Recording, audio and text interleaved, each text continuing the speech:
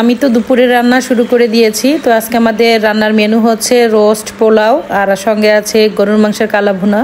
এখন বিকেলবেলা গাছ থেকে কিছু সবজি কেটে নিয়ে আসলাম। তো এখানে দুইটা লাউ আছে, কিছু ঢেঁড়স আর শসা আছে।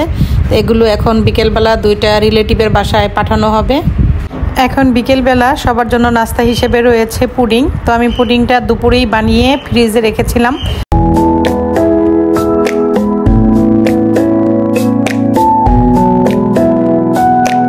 হ্যালো গাইস, আসসালামু আলাইকুম। আমি পুতুলস ফ্যামিলি ব্লগ থেকে পুতুল বলছি। আপনারা সবাই কেমন আছেন?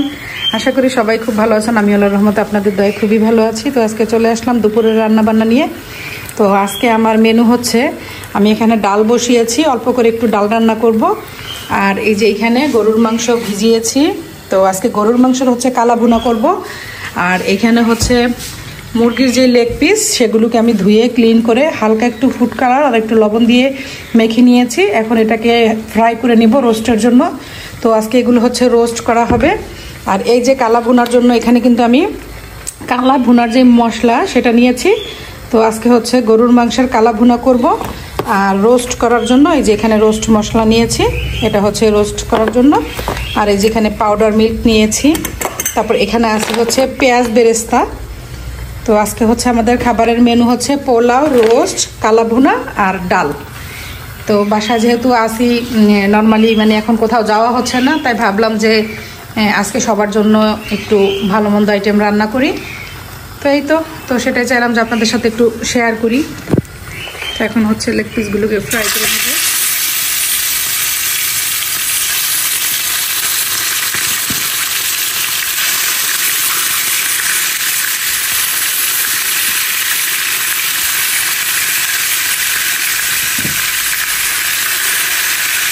এই যে আমি সবগুলো চিকেন দিয়ে দিয়েছি। তো এখন হচ্ছে এগুলোকে ভালো করে ফ্রাই করে নিব।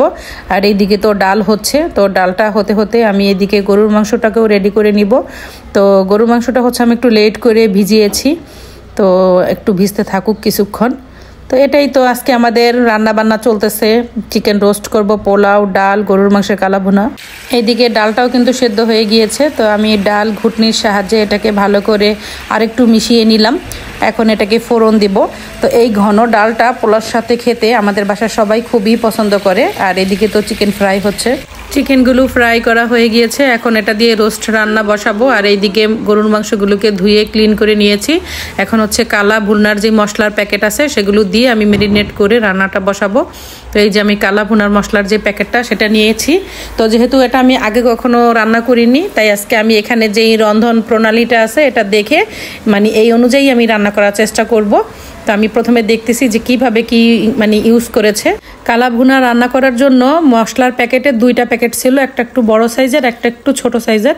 তো বড় প্যাকেটটা দিয়ে আগে মেরিনেট করতে বলা হয়েছে, এবং ছোট সাইজের যেটা সেটা রান্না শেষে ইউজ করব। এইদিকে তো আমার চিকেন রোস্ট প্রায় শেষের দিকে। তো আমি আর কিছুক্ষণ এটাকে নেড়ে ছেড়ে নামিয়ে ফেলবো। তো তত বেশি ঝোল রাখবো না, যেহেতু আমরা বাসায় নিজেরাই খাবো।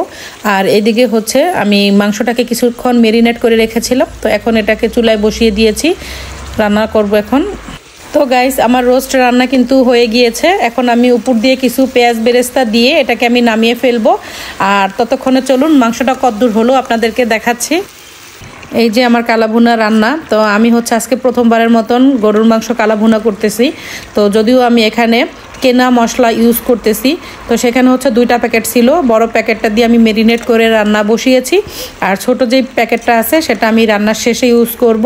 যেহেতু আমি আজকে প্রথমবারের মতো কালা ভুনা করতেছি, আমার একটু কিন্তু ভয়ও লাগতেছে, কিন্তু দেখতে কিন্তু কালারটা খুবই সুন্দর হয়েছে এবং স্মেলটাও কিন্তু খুব ভালো আসতেছে। জানি না খেতে কেমন হবে। যদি খেতে খুবই ভালো হয় আমি তো এটা এখন থেকে প্রায়ই রান্না করব। তো এই যে দেখুন, কালারটাও কিন্তু খুব সুন্দর আসতেছে। তো এটাকে আরও অনেকক্ষণ পর্যন্ত কষাতে হবে, তাহলে এটার যে পারফেক্ট যে কালারটা সেটা হবে। তো কালা ভুনাতে কেউ কিন্তু আলু ইউজ করে কিনা আমি জানি না, তবে আমি আজকে আলু দিয়েছি। তো এখন এটাকে আমি আরও কিছুক্ষণ নেড়ে ছেড়ে একটু ঢেকে রাখবো। আর এইদিকে হচ্ছে আমার পোলাও রান্না। তো চিকেন রোস্ট করার পরেই কিন্তু আমি পোলাও রান্নাটা বসিয়ে দিয়েছিলাম। তো এখন কিন্তু পোলাও রান্নাটা প্রায় শেষের দিকে। তো গাইস আজকের মতো তো আমার রান্না বান্না শেষ হয়ে গেল। চলুন কি কি আজকে রান্না করেছি আবারও আপনাদেরকে দেখাচ্ছি। তো আমার পোলাও রান্না শেষ হয়ে গেছে, আমি উপর দিয়ে কিছু পেঁয়াজ বেরেস্তা দিয়ে দিয়েছি। আর এইদিকে হচ্ছে আমার হাতের সেই জনপ্রিয় ডাল, যেটা আমি ভাত হোক বা পোলাও হোক, আমার হাতের এই ঘন ডালটা সবাই খুব পছন্দ করে। আর পোলাওর সাথে একটু ডাল ঘন হলেই ভালো লাগে। আর এইদিকে আছে সালাদ, আমি সমস্ত কিছু দিয়ে সালাদটা কেটে নিয়েছি। আর এইদিকে হচ্ছে চিকেন রোস্ট, ঝোলটা কিন্তু একদমই শুকায় গেছে, যখন রান্না করেছিলাম তখন ভালোই ছিল। আর এদিকে হচ্ছে কালা ভুনা। তো কালা ভুনাটা কিন্তু আরও বেশি কালো হতো যদি আমি প্যাকেটের পুরো মশলাটা ইউজ করতাম। আমি ভয়ে ভয়ে অর্ধেক মশলা ইউজ করেছি। তো গাইস আমরা তো দুপুরে খাওয়া দাওয়া করলাম, রেস্ট নিলাম। তো এখন বিকেলবেলা চলে আসছি ছোট্ট বাগান থেকে কিছু সবজি সংগ্রহ করার জন্য। তো আমি হচ্ছে শশা গাছ থেকে কিছু শশা ছিঁড়ে নিচ্ছি, যেগুলো একটু বড় হয়েছে এই যে। তো মাশাল্লাহ এবার আমার ছোট্ট বাগানে অনেক ভালো ফলন হয়েছে, তো সবাই মাশাল্লাহ বলবেন। তো এই যে আমি শশা ছিঁড়তেছি যেগুলো একটু বড় হয়েছে। আর এইদিকে আছে মিষ্টি কুমড়া, এই যে। তো অনেক মিষ্টি কুমড়াও হয়েছে। আর এইদিকে আছে আরও শশা, আমি দেখাচ্ছি এই যে। তারপরে এই যে এইদিকে। তো এখন বিকেলবেলা কিছু শশা, তারপর কিছু ঢেঁড়স মানে ছিঁড়বো গাছ থেকে, তারপরে লাউ। তো এগুলো কালকের জন্য ছিঁড়ে নিচ্ছি। এই যে এইদিকে হচ্ছে ঢেঁড়স। তো আমি এখন গাছ থেকে যেগুলো একটু বড় হয়েছে সেগুলোকে বেছে বেছে গাছ থেকে ছিঁড়ে নিব। এই যে আমি কিছু শশা নিয়েছি, সঙ্গে কিছু ঢেঁড়সও নিয়েছি। তো যেগুলো একটু বড় হয়েছে সেগুলোকে এখন বিকেলবেলা কেটে নিয়ে রাখতেছি আগামীকালকে রান্না করার জন্য। আর এই যে এইখানে হচ্ছে আমার ঢেঁড়স গাছ, এখানে মোট 10টা গাছ আছে। এখন চলে আসছি লাউ কাটার জন্য। তো মাশাল্লাহ এখনও গাছে অনেক লাউ আছে।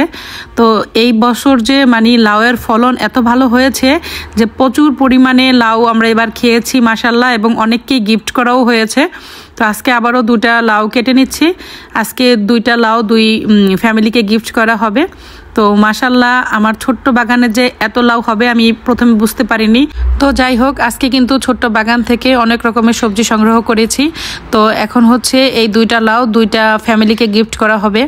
তারপর তো আরও কিছু ঢেঁড়স ছিঁড়ে আনলাম, কিছু শসা ছিঁড়েছি। তো মাশাল্লাহ আজকে মোটামুটি অনেক সবজিই কিন্তু সংগ্রহ করেছি ছোট্ট বাগান থেকে। আমি তো বাগান থেকে বিভিন্ন রকমের সবজি সংগ্রহ করে চলে আসলাম বিকেলের নাস্তার মেনু নিয়ে। তো আজকে আমাদের বিকেলের নাস্তা হচ্ছে পুডিং। তো আমি এখানে 2 লেয়ারের একটা পুডিং বানিয়েছিলাম, দুপুরবেলায় রান্না শেষে বানিয়ে রেখেছিলাম ফ্রিজে। তো এখন বিকেলবেলা সবাইকে নিয়ে আমরা বিকেলের নাস্তা করব। তো সেটাই চাইলাম যে আজকে আমরা সারাটা দিন কিভাবে কাটাচ্ছি সেটাই একটি ছোট্ট ব্লগের মাধ্যমে আপনাদের সাথে শেয়ার করি। তো আমি আশা করি আমার আজকের এই ব্লগটি আপনাদের ভালো লেগেছে। দেখা হবে পরবর্তীতে নতুন কোনো ব্লগে। সেই পর্যন্ত সবাই ভালো থাকুন, সুস্থ থাকুন। আজকের মতো সবাইকে বিদায় জানাচ্ছি। খোদা হাফেজ।